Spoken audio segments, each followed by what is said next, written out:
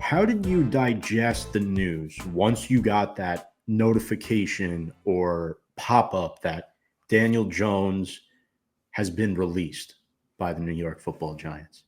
It was weird for sure. I got the notification while I was driving. So I had my phone on my little, on my little stand in my car, and glanced over and I just saw, John Mara announces the release of Daniel Jones.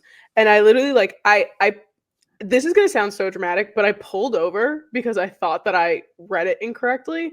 So I pulled over and I opened it up and I looked at it and I was like, "Oh my god." And like we were expecting this at some point, right? But I think it was just kind of jarring to see it at this point. It was Daniel's decision to go to, the front office and say like, "Hey, I think you guys should just let me go now," and basically out of respect. And the Maras were just like, "Yeah, all right, let's do it," and kind of was just kind of ripping the band-aid off before, like, why elongate this process any longer. But yeah, it was I was definitely trudging through my Friday afternoon. It was sad. It was sad. I was texting you throughout the day. Um, Regardless of how you feel about his performance, one of the classiest New York Giants of all time. Once a Giant, always a Giant. Yeah. Um, he took ownership for these past 6 years. He took full accountability, as he should. He was more bad than good. But with Daniel, it's like he never lost his edge. He never forgot how to play. The neck injury really hurt his deep ball accuracy. He couldn't Mhm. use his full throwing motion anymore.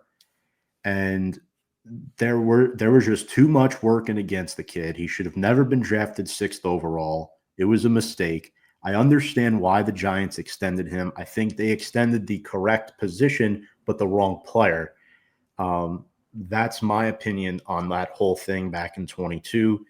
He came in, he had a great year entering his contract year. This man went through three head coaches, two GMs, and it was just a constant revolving door for him, Sam. Coaches were getting fired, coaches were getting hired like water running through a sink. It was really, really bad. And this is how it ends. And I do want to say these past 6 years felt like an extension of the later Eli Manning years. I mean, Mm. the man looked like Eli, he acted like Eli, but the most important thing, Sam, he never played like Eli, and that is why he is off the team. Yeah. Yeah, it's just, I think something that we said to each other on Friday was that we will never regret supporting him. Like No. we were through and through Daniel Jones supporters, and like I will stand by that. I will never go back on my word to say like, "Oh wow, I should have never supported him." Like no, I will always say that I supported Daniel Jones, and I will continue to support him wherever he ends up. It's like kind of like Saquon Barkley right now. It's like you don't obviously want to support the Eagles, but I will always say like good for you, Saquon, for finally getting, your moment. Which I just want to say for the people that are saying like, how dare you have gotten rid of Saquon and now the whole Daniel Jones situation. Saquon Barkley would not be doing what he's doing on the Eagles right now with the New York Giants.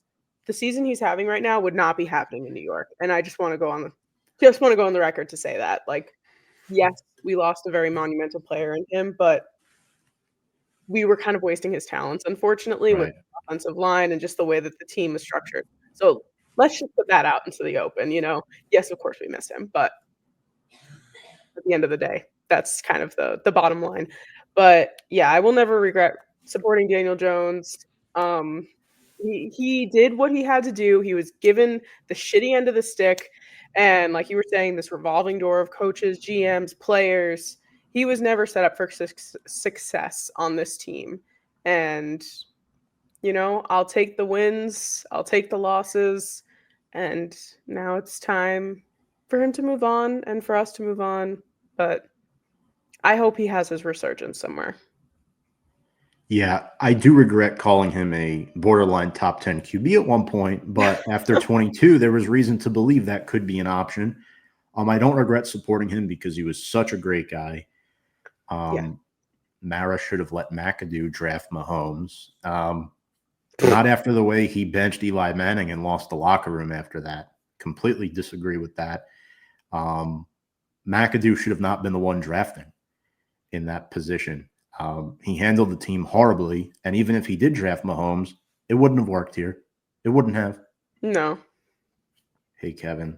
Or hey, Kevin, let's go Giants. Yep, 2-9. We're still saying let's go. Sam and I are still waking up out of bed every day, doing notes on this team, watching games, doing this show every week. It's tough. It's not easy to do. It's very emotional. Like, I'll be honest, I broke a tear for the first time in about 6 to 8 months on Friday, but it was bad. It was very bad. Now, let me ask you this.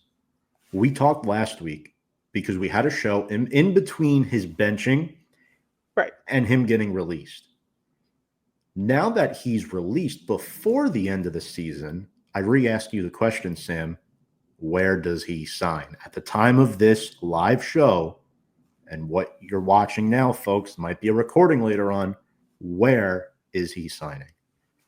I have said this now for a year, and I said it on the last show, and I will continue to say it. I think he's going to be a Minnesota Viking. Every time I think about it, I think he's he's going to be a Viking because, yes, Skull. It makes the most sense.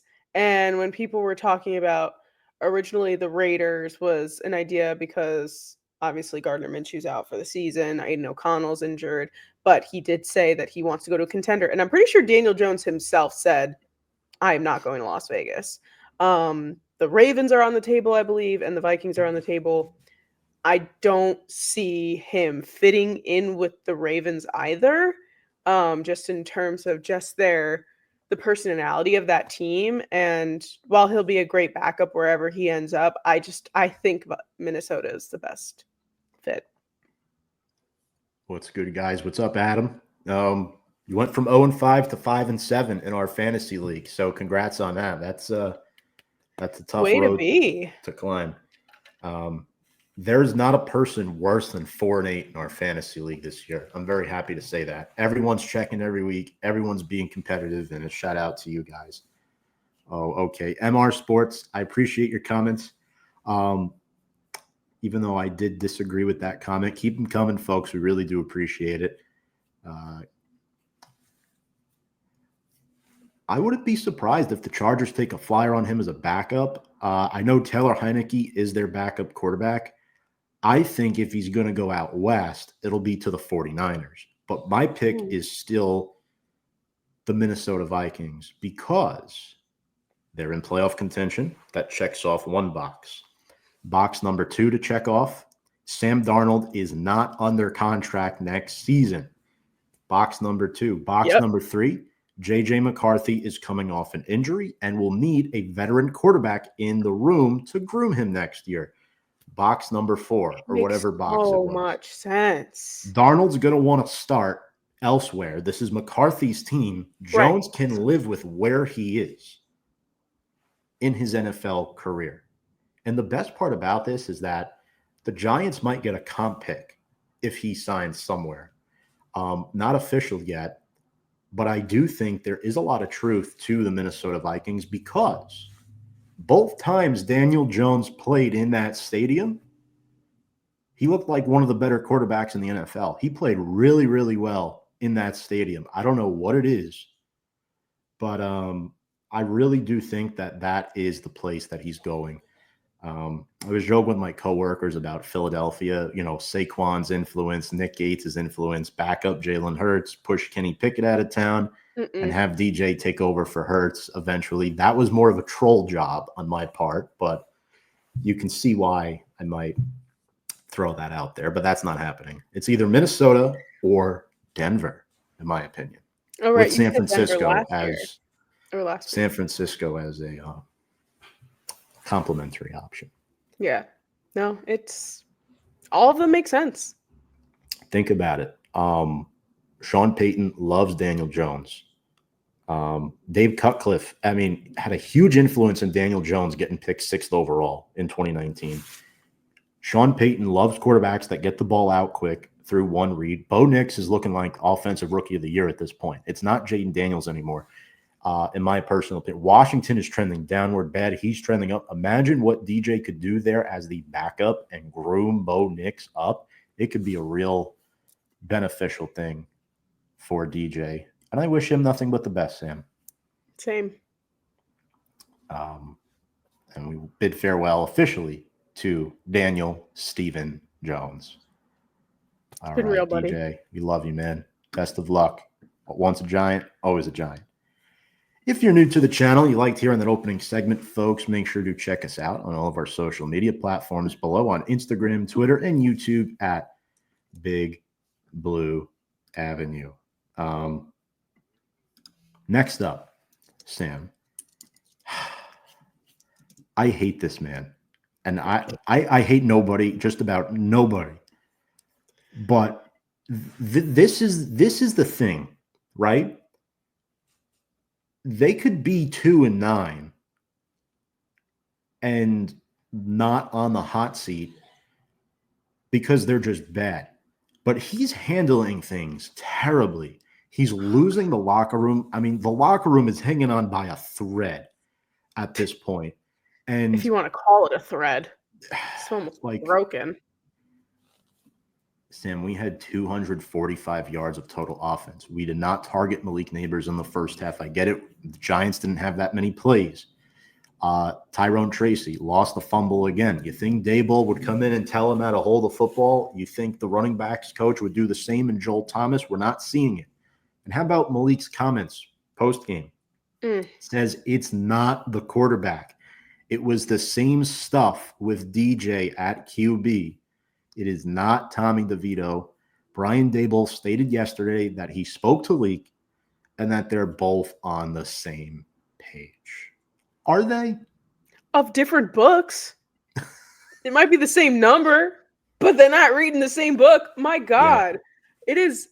When I saw those comments from Malik Neighbors, I was like, one, obviously frustrated, which I would be too. It's very obvious. And it's not just him. Dexter Lawrence as well was very frustrated. Like, this team, it's like it's not even bad anymore. You're getting worse and you're losing money and you let go of your quarterback and you don't have your star running back anymore. Like, it is just falling apart in front of our eyes. And I know last week, I believe, or 2 weeks ago, you asked me, how do I feel about Brian Daboll's job security, Joe Shane's job security? And I was very convinced that Brian Daboll was going to keep his job. Now, complete opposite. Like, he could not have less faith from any of his players, from any of the fans. Like, it is just horrific. And he's just doing a horrible, horrible job. It's bad. Right. And fans are leaving at halftime. They're piling out. Tampa took over MetLife on Sunday. They won 30-7. Baker Mayfield is doing the Tommy DeVito in the end zone. Yeah. Baker baked. He did. No pun intended. I know Thanksgiving is 2 days away, but I mean, he's really, really good. And people draw it back to the moment where Tom Coughlin walks by John Mara without shaking his hand in the farewell press conference. And from there, it went downhill. And there's been so many head coaching hires, so many GM swaps in and out with Reese to Gettleman, now to Shane. There's no model of consistency with this organization.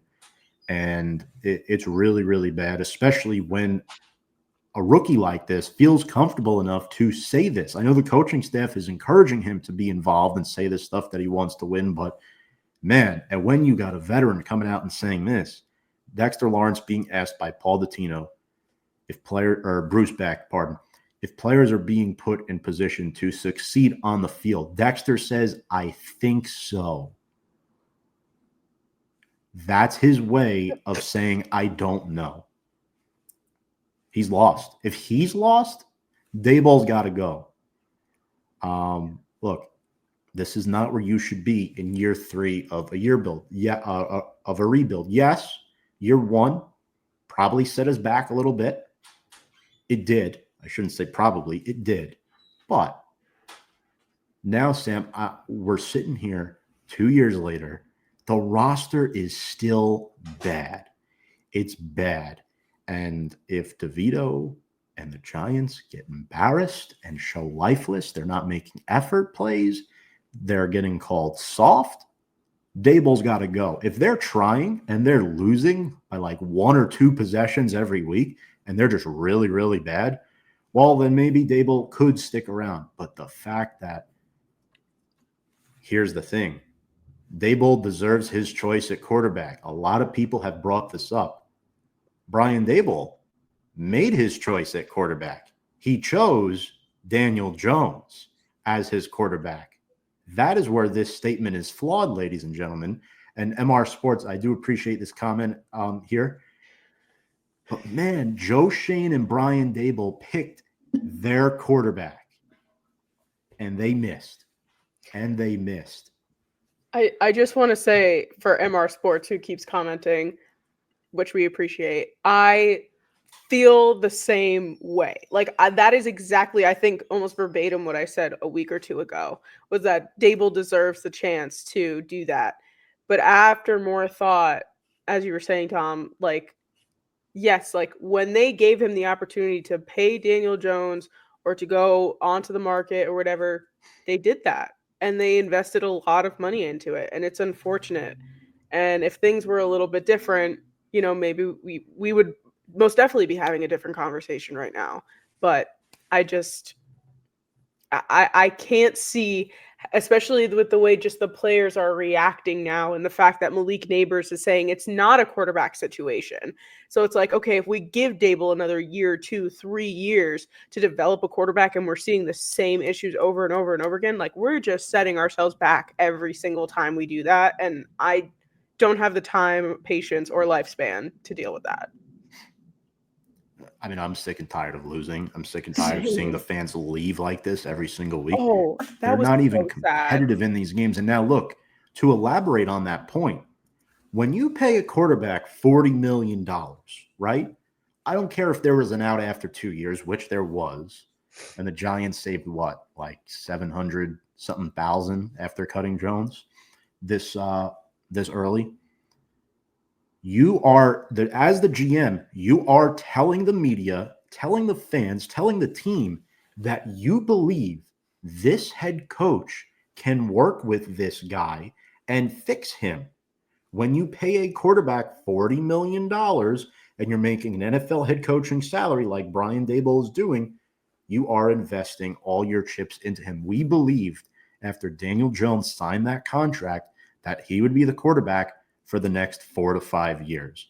That's where the Giants had their misstep. They thought that this would be another 2-year experiment and Mara would grant them that time.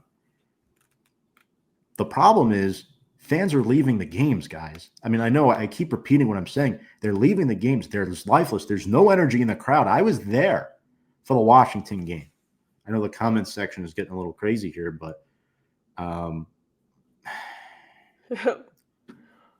I see the seduced by the mini playoff win is so true. I agree. So This is a true. great comment here. So true. We definitely did. But yeah, so you think he's losing the locker room, right? Based off of that. 100%. Especially, sorry, I mean to cut you off. Go ahead. They sent John Runyon and Micah McFadden to talk to the media on a Monday. That has not happened all season long. You are sending out 2 quiet guys who are very, very nice and outspoken to put a positive spin on all this. Sam, I would like you to type in Giants YouTube right now. Type in New York Giants on your YouTube search and look at these interviews. They're putting a positive spin on this, saying, they haven't lost the locker room. We're not soft. Runyon saying, I think we practice well. We just haven't been able to execute in these games. Mike McFadden, same thing. And these are 2 great players. Not great, but good players. Good players who are developing. Runyon has provided a lot of stability at the guard spot. McFadden, great linebacker to pair in next to Okereke. But man, that's when you know something's up. If those are the two that are speaking to the media on a Monday. I just want to say that was exactly what my next point was going to be. Was I didn't see the Runyon one, but I did watch Micah McFadden's, and as I was watching this, like he was just saying like, "Oh well, there was good here and good there, and blah blah." And I'm looking and I'm like, "Wait, I don't think I've ever seen Micah McFadden like on my Twitter page before. Like this was like clips on my Twitter, and I'm like, the fact that these people are the ones speaking to the media is insane. Number two, I love Bobby Okereke very, very, very much. And I know, and I've met him. He's a very kind man and a good football player.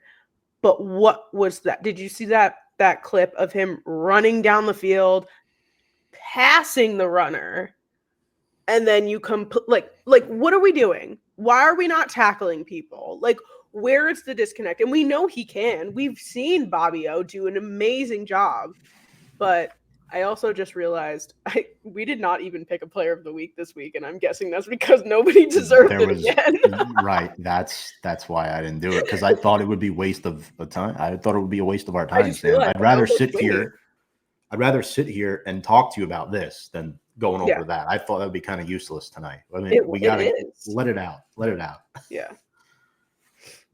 So I do agree with this comment, MR Sports. He was not in the draft position in 2023 to take a quarterback, but this past draft, there were options there. You could have went Penix. You could have went McCarthy. You could have tried to trade back and get McCarthy. I guess the Giants didn't love McCarthy. Maybe they should have scouted Bo Nix a little bit more. They didn't do that. But at the same time, it's like, even if we get Patrick Mahomes, are we even going to be a good football team with what we're being surrounded by It right doesn't now? matter who the players are at this point. This That's what I'm team has saying. quit It's just on like, Brian Daboll. I just, you can have the talent. And I feel like I would guarantee a resurgence tour of Daniel Jones. I can almost guarantee that it's going to happen. We've been seeing it. We're seeing it with Sam Darnold right now. Like people Right. are saying that Sam Darnold was the worst quarterback in the league, which is exactly what they're saying about Daniel Jones. He's going to have a resurgence.